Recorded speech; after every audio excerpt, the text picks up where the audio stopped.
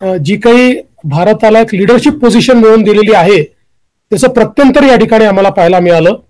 खरं म्हणजे या ठिकाणी 6 राज्यांचे जे काही आम्ही प्रमुख मुख्यमंत्री किंवा मंत्री होतो, वेगवेगळ्या पक्षांचे शासित राज्य होते, पण या ठिकाणी एक प्रकारे आम्ही एका आवाजामध्ये एक भारत म्हणून आमची भूमिका मांडली. चांगल्या सेशन्समध्ये देखील मला त्या ठिकाणी पार्टिसिपेट करण्याची संधी मिळाली. विशेषतः कंट्री डायलॉग हे जे काही एक वर्ल्ड इकॉनॉमिक फोरमच्या काँग्रेसमध्ये सेशन झालं त्याच्यामध्ये मी पार्टिसिपेट केलं.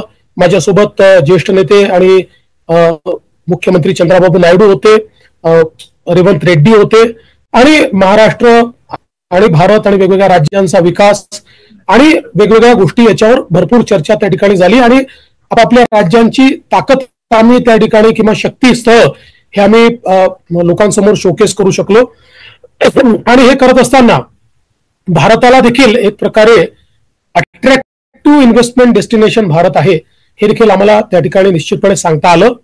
याशिवाय PwCच्या एक CEO सर्व्हेमध्ये देखील मिळाली आणि त्याच्या माध्यमातून मोठ्या प्रमाणात महाराष्ट्राची शक्ती काय आहे ती मांडण्याची एक प्रकारे संधी मला मिळाली. त्याचा उपयोग देखील आम्ही मोठ्या प्रमाणात केला. एक अतिशय चांगलं सेशन हे या ठिकाणी वर्ल्ड एक्सपर्ट्सला घेऊन आपली जी भारताची जी काही जलसंपदा मंत्रालय आहे त्यांनी एक आयोजित केलं होतं वॉटर सस्टेनेबिलिटीच्या संदर्भात. त्याच्यामध्ये मला पार्टिसिपेशनची संधी मिळाली. वेगवेगळ्या देशाचे लोक त्याच्यामध्ये होते आणि त्यामध्ये आपली जलयुक्त शिवार सारखी योजना किंवा वॉटर सस्टेनेबिलिटी करता आपण काय काय करतो आहे, त्याच्यात कशा इन्व्हेस्टमेंट आपण केल्या आहेत या संदर्भात विषय मला मांडता आले. विशेषतः दुसरा विषय या ठिकाणी सस्टेनेबिलिटीच्या संदर्भात होता, एनर्जी ट्रान्झिशनच्या संदर्भात होता. त्यामुळे महाराष्ट्रामध्ये आपण किती चांगल्या प्रकारे एनर्जी ट्रान्झिशन सुरू केलंय या संदर्भातली माहिती मी त्या ठिकाणी दिली. आपण 2022 पर्यंत केवळ 13% आपला एनर्जी मिक्स हा नॉन कन्व्हेन्शनल होता, तो आता पुढच्या वर्षी 25% होईल आणि 2030 पर्यंत तो 50% होईल. याबाबतचा आपला जो काही ट्रान्झिशनचा प्लॅन आहे तो देखील या ठिकाणी मांडण्याची संधी मिळाली. त्याचसोबत अनेक ग्लोबल सीईओशी इंटरॅक्ट करता आलं, त्यांच्याशी चर्चा करता आली. ज्या काही नवीन टेक्नॉलॉजीज आहेत त्या समजून घेता आल्या. आपल्याला सगळ्यांना कल्पना आहे की आता आर्टिफिशियल इंटेलिजन्स हे आपलं जॉब मार्केट चेंज करताय, आपलं गव्हर्नन्स चेंज करताय. त्यामुळे त्याच्या अनुरूप महाराष्ट्र हे पहिल्या क्रमांकावर कसं राहील किंवा महाराष्ट्र हे पहिलं पाऊल कसं पुढे टाकेल या संदर्भात बऱ्याच चर्चा आणि अतिशय सकारात्मक चर्चा या ठिकाणी करता आल्या आणि त्याच्यामध्ये खूप मोठ्या प्रमाणात एक प्रकारचा इंटरेस्ट हा ग्लोबल कम्युनिटीचा मला पाहायला मिळाला. किंबहुना ग्लोबल इन्व्हेस्टर्स जे आहेत ते सस्टेनेबिलिटी आणि न्यू टेक्नॉलॉजीज यामध्ये महाराष्ट्रामध्ये मोठ्या प्रमाणात इन्व्हेस्टमेंट करू इच्छितात हे देखील या ठिकाणी लक्षात आलं. आणि यासोबत मोठ्या प्रमाणात आपण गुंतवणुकीचे करार देखील या ठिकाणी केले. मला सांगताना आनंद वाटतो की महाराष्ट्राने यावेळेस रेकॉर्ड केलाय. आपण इन्व्हेस्टमेंटचे 54 आणि स्ट्रॅटेजिक 7 असे 61 MOU आपण या ठिकाणी केलेले आहेत. या 61 MOU आपण जर क्युम्युलेटिव्हली विचार केला तर जवळपास 15,70,000 कोटी रुपयाची गुंतवणूक ही आपल्या राज्यामध्ये या ठिकाणी येते आहे आणि त्यातनं ज्या काही जॉब ऑपॉर्च्युनिटीज तयार होणार आहेत त्या जवळपास 15,95,000 म्हणजे 16 लाख जॉब ऑपॉर्च्युनिटीज यात तयार होणार आहेत. सगळ्यात महत्वाचं आहे की वेगवेगळ्या सेक्टर मधल्या आणि वेगवेगळ्या क्षेत्रांमध्ये हे MOUs आपण त्या ठिकाणी करू शकलो आहे. मग याच्यामध्ये इन्फ्रास्ट्रक्चरचं क्षेत्र आहे, ग्रीन एनर्जीचं क्षेत्र आहे, याच्यामध्ये इलेक्ट्रॉनिक्सचं क्षेत्र आहे, याच्यामध्ये आपण जर विचार केला तर ITESचं क्षेत्र आहे, याच्यामध्ये स्टील आणि मेटल्सचं क्षेत्र आहे, याच्यामध्ये डेटा सेंटर्स आहे, डिफेन्स आहे, टेक्सटाईल आहे, एज्युकेशन आहे, ग्रीन हायड्रोजन अँड केमिकल्स आहे, सोलर आहे, एरोस्पेस अँड डिफेन्स आहे, फायनान्स आहे, लॉजिस्टिक्स आहे, ऑटोमोटिव्ह आणि इलेक्ट्रिक व्हेकल्स आहे, F&B आहे, आउटडोर एंटरटेनमेंट आहे एरिना, त्यासोबत बायोटेक अँड फार्मास्युटिकल्स आहेत, ड्रोन मॅन्युफॅक्चरिंग आहे आणि वेगवेगळे मल्टिपल सेक्टर्स आहेत की ज्या सेक्टर्समध्ये हे MOU झाले आहेत. यावेळेस MOUsच्या संदर्भात सगळ्यात महत्वाची गोष्ट अशी आहे की आपण जर बघितलं तर महाराष्ट्रातल्या सगळ्या क्षेत्रांमध्ये MOUs झाले आहेत. म्हणजे अगदी जे आपलं औद्योगिक ज्याला आपलं मॅग्नेट आपण म्हणतो ते म्हणजे आपलं MMRचं क्षेत्र किंवा पुणे पश्चिम महाराष्ट्राचं क्षेत्र. या क्षेत्रामध्ये जवळपास आपण एक 6 लाख कोटीच्या दरम्यान MOUs केलेले आहेत. विदर्भासारखं जे आपलं क्षेत्र आहे त्यात 5-1 लाख कोटी रुपयाचे MOUs आपण केलेले आहेत. नॉर्थ महाराष्ट्र नाशिक जो विभाग आहे यामध्ये देखील जवळपास 30-35 हजार कोटी रुपयाचे MOUs आपले झालेले आहेत. मराठवाड्यामध्ये अतिशय चांगले MOUs आपण त्या ठिकाणी करू शकलेलो आहोत, ज्याच्यामध्ये विशेषतः मॅन्युफॅक्चरिंगच्या क्षेत्रात आता मराठवाडा एक नवीन शक्तीस्थळ म्हणून उदयास येत आहे, हे याच्यातनं आपल्याला लक्षात येत आहे. त्यामुळे महाराष्ट्रातल्या जवळजवळ सगळ्या क्षेत्रांमध्ये ही इन्व्हेस्टमेंट गेली आहे. गडचिरोलीला खूप मोठ्या प्रमाणात आपल्याला इन्व्हेस्टमेंट या ठिकाणी मिळालेली आहे. या ज्या काही गुंतवणुकीचं एक महत्वाचं जे काही याचं फीचर असेल तर याच्यामध्ये जवळपास 98% जे गुंतवणूक आहे ही FDI स्वरूपामध्ये आहे. ही फॉरेन डायरेक्ट इन्व्हेस्टमेंट आहे, ती FDI आणि FIIच्या माध्यमातून या ठिकाणी येते. त्यामुळे ही गुंतवणूक आपल्या देशाकरता आणि आपल्या राज्याकरता याकरता महत्वाची आहे की ही गुंतवणूक ही थेट विदेशी गुंतवणुकीच्या स्वरूपात येते आणि आपल्याला कल्पना आहे की थेट विदेशी गुंतवणुकीमुळे आपल्या अर्थव्यवस्थेला चालना मिळते, त्यातनं जॉबची निर्मिती होते, मोठ्या प्रमाणात रोजगार निर्मिती होते आणि एक प्रकारे आपली जी काही त्या ठिकाणी अर्थव्यवस्था आहे ती विस्तारित होते, ती एक्सपांड होते. आणि म्हणून मला असं वाटतं की अतिशय चांगलं हे काम आपण करू शकलोय. खरं म्हणजे मी असं म्हणेन की आपले माजी मुख्यमंत्री आणि आताचे उपमुख्यमंत्री माननीय एकनाथराव शिंदेजी यांनी जी एक चांगली सुरुवात या ठिकाणी या नवीन रेजिम मध्ये केली होती आणि मागील वर्षी चांगल्या प्रकारे त्यांनी त्या ठिकाणी जाऊन अनेक करार केले होते. आणि मला हे देखील सांगितलं पाहिजे की मागच्या वेळेस जे आपण करार केले त्या करारातले जवळजवळ सगळे करार हे आपण मार्गी लावू शकलेलो आहोत. तसंच आता हे सगळे करार आपण या ठिकाणी केलेले आहेत.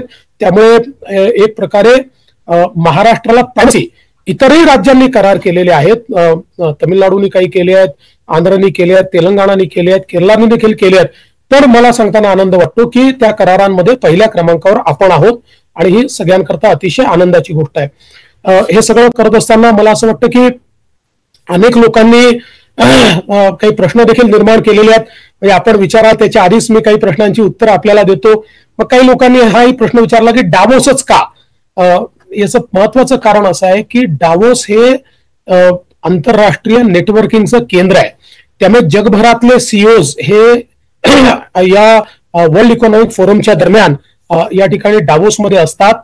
आणि आता ज्या काही भारतीय कंपन्यांसोबत देखील आपण या ठिकाणी करार केलेले आहेत त्या कंपन्यांची देखील ही इच्छा असते की आमचे जे फॉरेन पार्टनर्स आहेत, आमचे जे गुंतवणूकदार आहेत, जे आमचे FIIs आहेत, त्याचे प्रमुख लोक आमच्या हा जो काही आमचा करार होतोय त्या कराराच्या वेळी उपस्थित असले पाहिजे किंवा त्यांच्यासोबत तुमची चर्चा झाली पाहिजे, त्यांच्यासोबत तुमचं इंटरॅक्शन झालं पाहिजे.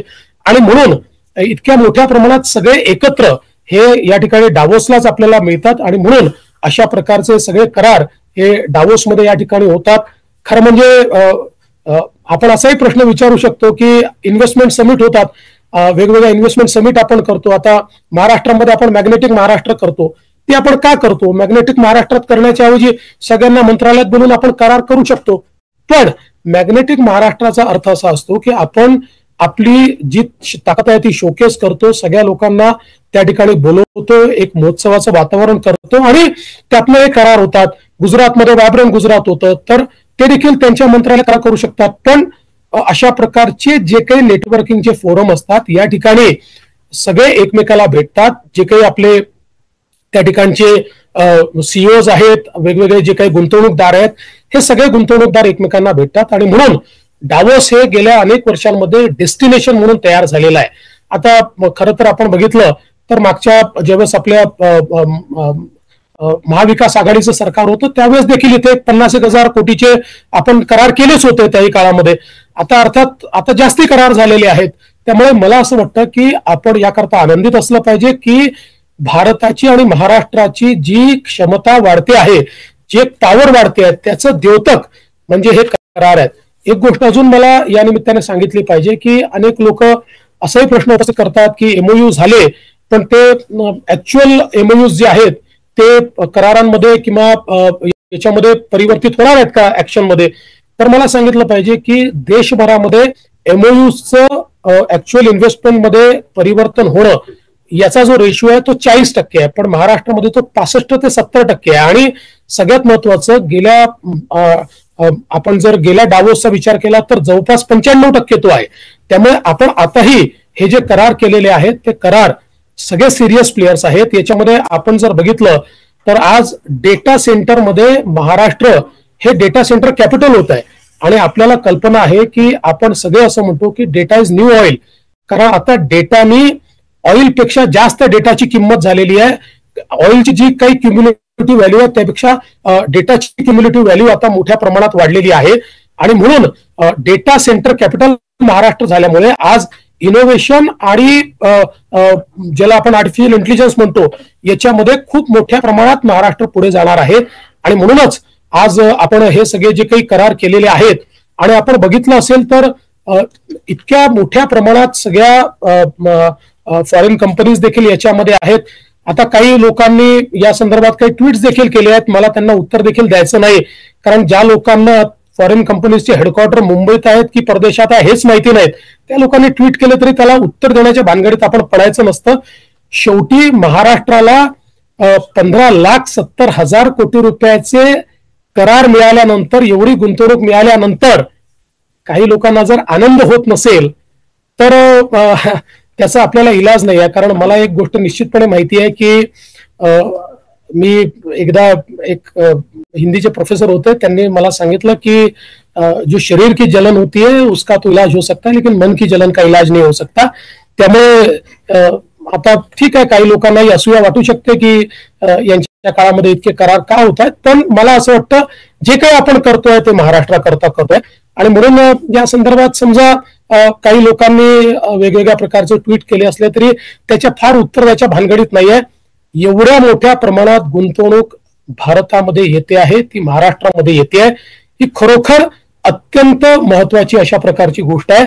आणि म्हणून मी खरं म्हणजे आमची जी इथे सगळी टीम माझ्यासोबत आलेली आहे त्या टीमचं मनापासून अभिनंदन करतो. खूप एक मोठी टीम या सगळ्या गोष्टीमध्ये इंटॅक्ट करत होती, कारण अनेक आपले इन्व्हेस्टर्स विदेशात होते, त्यांच्यासोबत गेले 15-20 दिवस 25 दिवस त्यांना काय हवंय, काय नको आहे, काय एमओयू मध्ये हवंय, अशा सगळ्या गोष्टींवर एक मोठं इंटरॅक्शन झालं. आणि त्यातनं या सगळ्या टीमने हे जो सगळं नेटवर्क तयार केलेलं आहे, त्याच्यामध्ये उद्योग विभाग असेल, त्याच्यामध्ये MIDC असेल, त्याच्यामध्ये CM ऑफिस असेल, त्याच्यामध्ये आपले सगळे जे आपल्याला त्यामध्ये मदत करतात अशा प्रकारचे आपले ऍडवायझर्स असतील, या सगळ्या बॅकरूम टीमनी खूप चांगलं काम केलेलं आहे.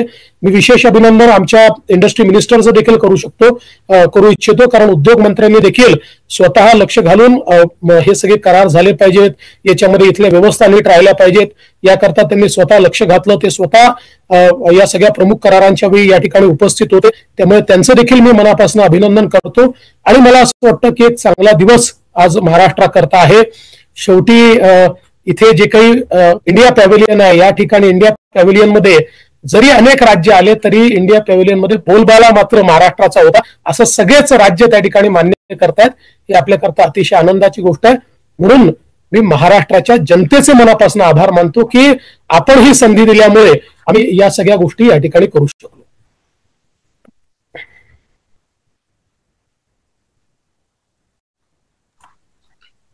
धन्यवाद मुख्यमंत्री महोदय. माननीय उद्योग मंत्री उदयजी सावंत यांना मी विनंती करतो की त्यांनी आपलं मनोगत व्यक्त करावं.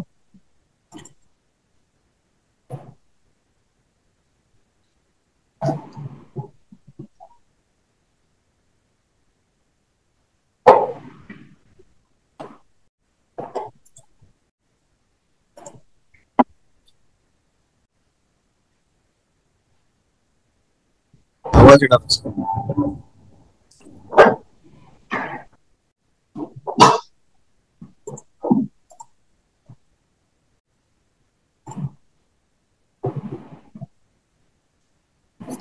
सामंत सर, आपण आपलं मनोगत व्यक्त करू शकता.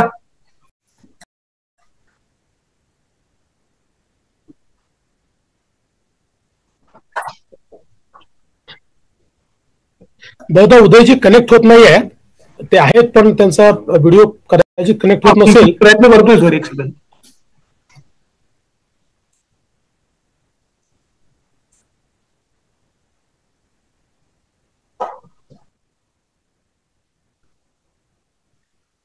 मला असं वाटतं ते कनेक्ट होतपर्यंत आपण काही प्रश्न असतील तर घेऊ शकतो. निनाद सर नक्कीच. मगाशी सांगितल्याप्रमाणे झूम मध्ये रेज युअर हँड असा एक ऑप्शन आहे. ज्यांना प्रश्न विचारायचे त्यांनी कृपया आपले हात वर करावेत. उदय कानपाठक पुढारी मधून आहेत. उदय सर, आपला काही प्रश्न असेल तर. उदय कानपाठक, त्यांना अनम्यूट करा.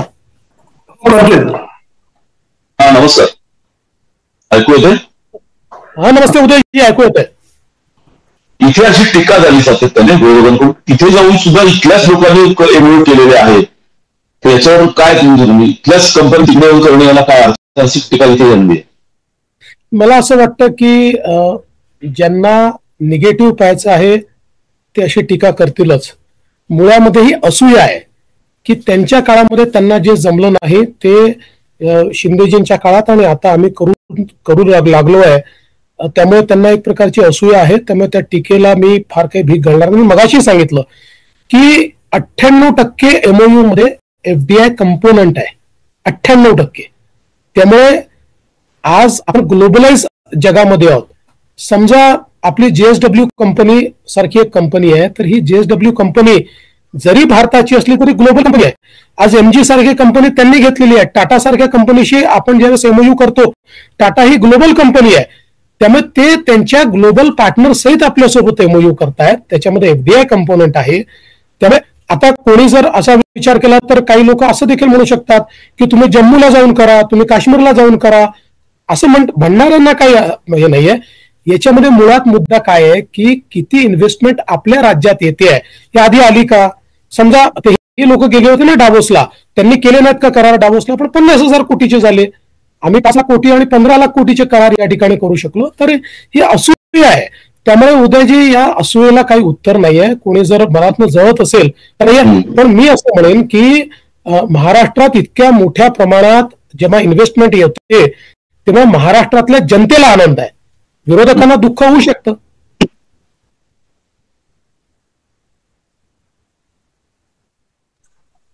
दैनिक भास्कर से विनोद यादव है. विनोद जी, आप अपना सवाल पूछ सकते हैं, आपको अनम्यूट किया गया है.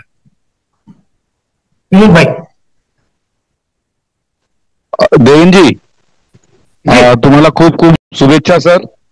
जवळपास 16 लाख रोजगार निर्माण होणार असे 15,70,000 लाखचे एमओ झालेले आहेत. त्याबद्दल सर माझा प्रश्न असा आहे, याच्यामध्ये सर मराठवाडा आपला जो आहे तिथे किती निवेश येणार आहे, तिथे रोजगार किती निर्माण होणार आहे, ते माहिती एक आपल्याकडून अपेक्षित आहे सर. दुसरा, महाविकास आघाडी जी सरकार होती त्याच्या तुलनेमध्ये सर यावेळी किती गुंतवणूक एमओयू मध्ये वाढ झालेली आहे सर?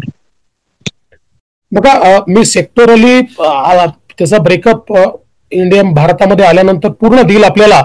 पण इनिशियली मला जे काही लक्षात येत आहे ते जवळपास 20-25 हजार कोटी रुपयाची गुंतवणूक आणि खूप चांगले मॅन्युफॅक्चरिंग मधले लोक हे मराठवाड्यामध्ये त्या ठिकाणी येत आहेत. त्यामुळे मराठवाड्यातही मोठ्या प्रमाणात गुंतवणूक आलेली आहे आणि त्याच्यामध्ये चांगली रोजगार निर्मिती देखील होतीये. तुम्ही जो दुसरा प्रश्न विचारला तर आपल्याला माहितीये की ज्यावेळेस मागच्या काळामध्ये महाविकास आघाडीच्या सरकारमध्ये डावोसमध्ये करार झाले होते ते साधारण माझा अंदाज आहे 50-75 हजार कोटी रुपयाचे करार झाले होते. आता 16 लाख कोटीचे झाले आहेत. त्यामुळे मोठ्या प्रमाणात हे करार झाले आहेत. धन्यवाद. मनीषा रेगे is from PTI. She wants to ask a question. Manisha, just being unmuted. Manisha, please go ahead in a minute. Hello. हा मनीषा बोला. हॅलो सर, तुम्ही हे आउट ऑफ दी 61 एमओयूज हे 7 स्ट्रॅटेजिक आहेत, म्हणजे काय आहे याचा अर्थ? याचा अर्थ जसं MMRDA काही करार आहेत ज्याच्यामध्ये गुंतवणूक नाही आहे, त्याच्यामध्ये स्ट्रॅटेजिक पार्टनरशिप केलेली आहे. त्याच्यामध्ये समजा आपल्याला ज्याला आपण मोबिलिटी म्हणतो, या मोबिलिटीमध्ये आपला मोबिलिटी प्लॅन तयार करण्यामध्ये मदत होणार असेल किंवा एखादी युनिव्हर्सिटी आपल्याला त्याच्यामध्ये मदत करणार असेल, असे स्ट्रॅटेजिक एरियाज मध्ये ज्याच्यात they are not bringing investment, ते गुंतवणूक आणत नाहीये, ते नॉलेज आणतात, अशा प्रकारचे 7 आहेत आणि बाकी सगळे गुंतवणुकीचे आहेत. ओके, मी 54+7. Plus sir. आणि तुम्ही म्हणजे मगाशी ते गडची आपलं सॉरी मराठवाड्यामध्ये तुम्ही 20 to 25,000 lakh crore असं म्हणताय ना इन्व्हेस्टमेंट इन मॅन्युफॅक्चरिंग. हा, जवळपास माझं म्हणणं आहे की 25 ते 30,000 कोटी रुपयाचे असतील. कारण आता ते आम्ही ऍक्च्युली आमचं काम चालू होतं पण ते पूर्ण होऊ शकलं नाही कारण इतक्या फास्ट सगळे एमओयू झाले. तर आता सेक्टरली म्हणजे एकेका विभागाचं आम्ही त्याच्यामध्ये डायफिकेशन करतोय. Okay, thank you sir. Thank you.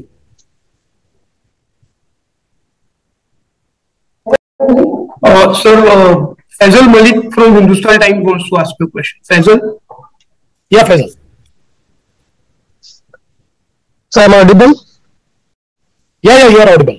Yes, sir. So I just wanted to know if you could tell us in the last 2 years how many basically the MOUs done by your government, how many of them have been translated, if you could share some details about it. So I would like to tell you that historically in our country, only 35 to 40% MOUs are converted into actual investment. But yes, Maharashtra has a different track record. In Maharashtra, historically, if you look at the translation of MOU into investment, it has been 65%. But yes, the MOUs which we actually inked under the leadership of Honorable former Chief Minister Shindeji at Davos, we translate it around 95%. So around 95% of MOUs are translated into real action. And this time also we feel that all these MOUs which we have done are with absolutely reputed global and national players, and I'm very hopeful that we'll be able to translate all of them into real investments and action. Sir, but it would be very great if you could share some figures if possible. I know you are there, but if could be possible. I've already shared the figures. So these are actually 54 MOUs of investment, and 7 MOUs are strategic MOUs. And cumulatively, if we look at the entire investment, it is around 15,70,000 crores, and it will generate employment of for 15,95,000 people. Okay, sir. Thank you. Thank you. So, Samant आपल्याला join झाले. Samant please आपला आवाज येतोय का मला? सर्वप्रथम मी आत्ताच काही वेळापूर्वी महाराष्ट्रामध्ये पोहोचल्यामुळे महाराष्ट्रातनं माननीय मुख्यमंत्री देवेंद्रजींचं मनापासून अभिनंदन करतो की ऐतिहासिक MOU गुंतवणुकीच्या बाबतीमध्ये आज दावोसमध्ये झाले आणि ती गुंतवणूक फार मोठ्या पद्धतीने आता महाराष्ट्रामध्ये येणार आहे. आणि मला असं वाटतं की महाराष्ट्राच्या जनतेमध्ये जो काही 2-3 दिवस संभ्रम निर्माण करण्याचा प्रयत्न काही लोक करत होते त्याला मुख्यमंत्री महोदयांनी मार्मिकरित्या उत्तर दिलेलं असल्यामुळं मला असं वाटतं की तो देखील संभ्रम आता दूर झालाय. आणि जे MOUs झालेले आहे, जी काही गुंतवणूक येते ती जसं आपण शब्दप्रयोग करतो की चांदा ते बांदा, तसं विदर्भापासून कोकणापर्यंत झालेली ही पहिल्यांदा गुंतवणूक आहे. आणि याच्यातनं जवळजवळ लाखो तरुण आणि तरुणींना रोजगार मिळणार आहे, त्यांच्या हाताला काम मिळणार आहे. अगदी गडचिरोलीपासून माझ्या रत्नागिरी जिल्ह्यापर्यंतची ही गुंतवणूक आहे.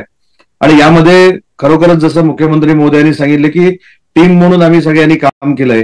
आणि मागच्या 2 वर्षी देखील मला दावोसमध्ये जाण्याची संधी मिळालेली होती, एकनाथ शिंदे साहेबांबरोबर, त्यावेळी देवेंद्रजींबरोबर मिळाली.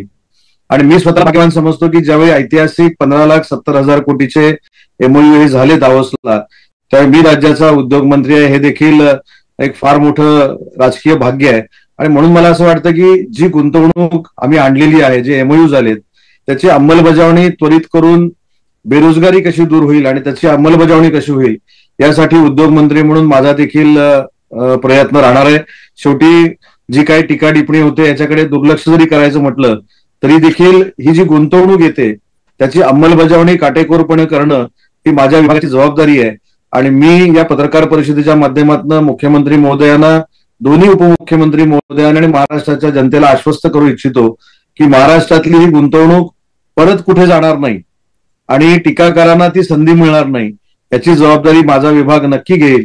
आणि म्हणून पुन्हा एकदा मी महाराष्ट्रात असल्यामुळे मुख्यमंत्री महोदयांचं अभिनंदन करतो, आमच्या सगळ्या टीमचं अभिनंदन करतो. आणि जे ऐतिहासिक MOU झालेले आहेत त्याच्यातनं महाराष्ट्रामध्ये औद्योगिक क्रांती तर घडेलच, परंतु फिनान्शियल ग्रोथ देखील महाराष्ट्राची नक्की होईल याचा विश्वास बाळगतो आणि थांबतो. जय हिंद, जय महाराष्ट्र. सर धन्यवाद. मृणालिनी नानिवडेकर यांना प्रश्न विचारायचा आहे. मृणालिनी मॅम, मी आपल्याला विनंती करतो आपला प्रश्न विचारा.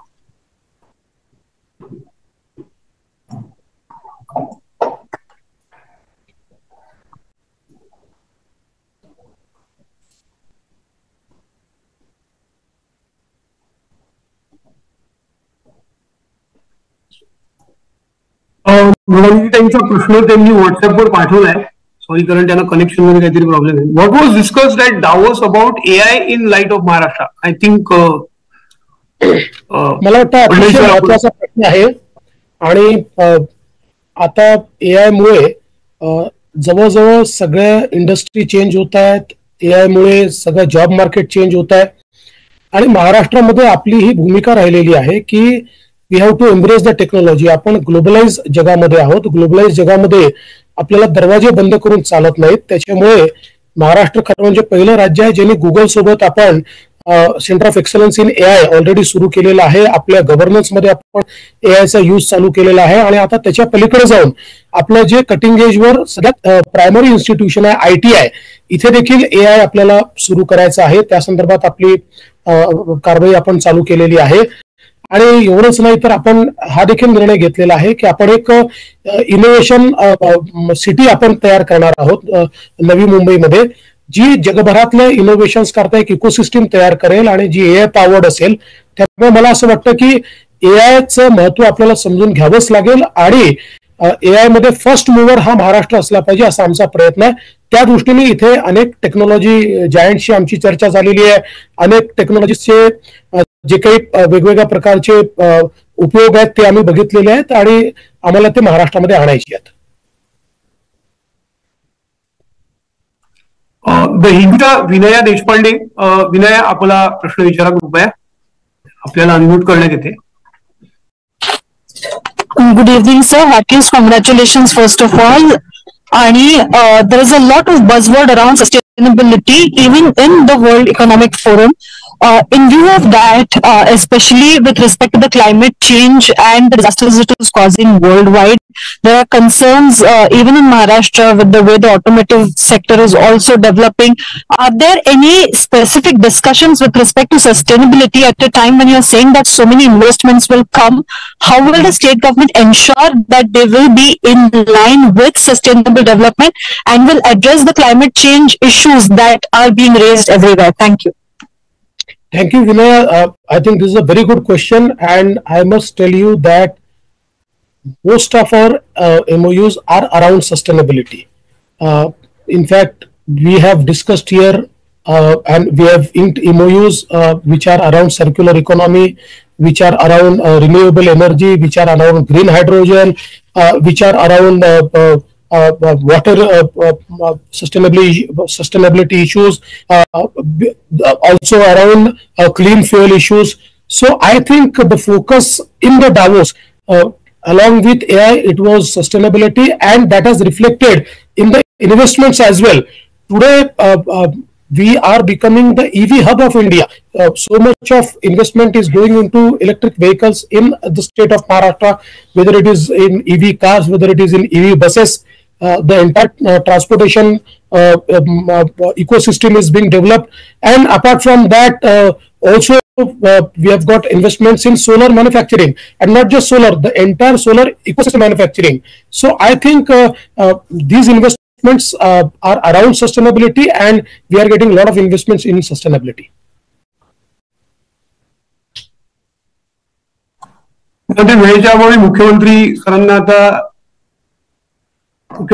आय थिंक वेळेच्या अभावी घ्यावं लागते. सामान्य मला ट्रेन पकडायची असल्यामुळे मी आपली माफी मागतो, कारण ट्रेन पकडून मला झुरिकला जायचं आणि मग तिकडनं नंतर मला विमान मिळणार आहे.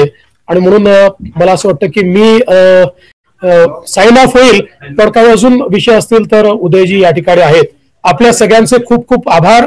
आणि आपल्या सगळ्यांना माझी विनंती आहे की हे सगळे करार आपण समजून घेतलेले आहेत, पॉइंट ऑफ व्ह्यू देखील समजून घेतलेला आहे. त्याच्यामुळे महाराष्ट्राच्या हिताच्या गोष्टी आपण छापा आणि हिताच्या गोष्टीच आपण दाखवा, अशा प्रकारची आपल्या सर्वांना विनंती आहे. थँक्यू. रौनक